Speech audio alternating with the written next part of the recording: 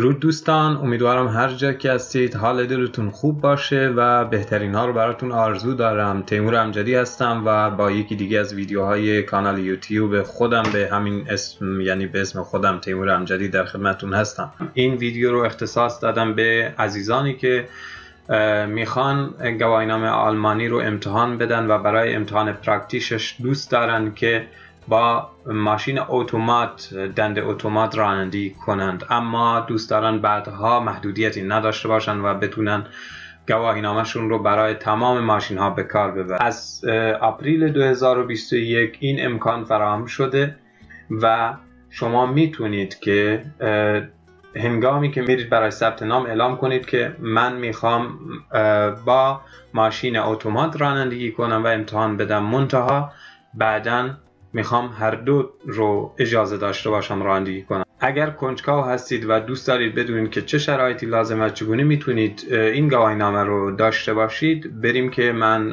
روی سایت بهتون نشون بدم. خب من B197 اتوماتیک فروشن رو سرچ کردم.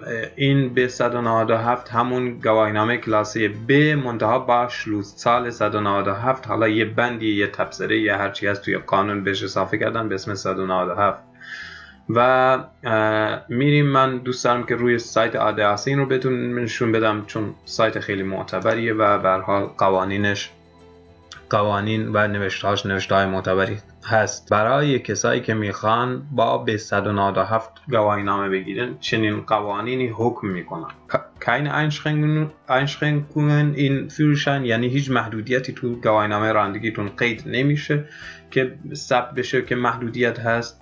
Ausbildung auf Automatik und Schaltgetriebe، ولی Ausbildung یا همون دوره آموزشتون با دو تا ماشینه، هم اتومات هم Schaltgetriebe است.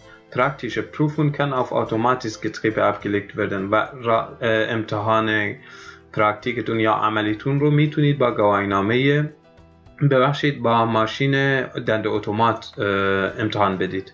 خب بعد اینجا اومده که توضیح داده was sind die Voraussetzungen، چه پیش زمینه های، چه شرایطی لازمه که شما بتونید این گواهینامه رو بگیرید.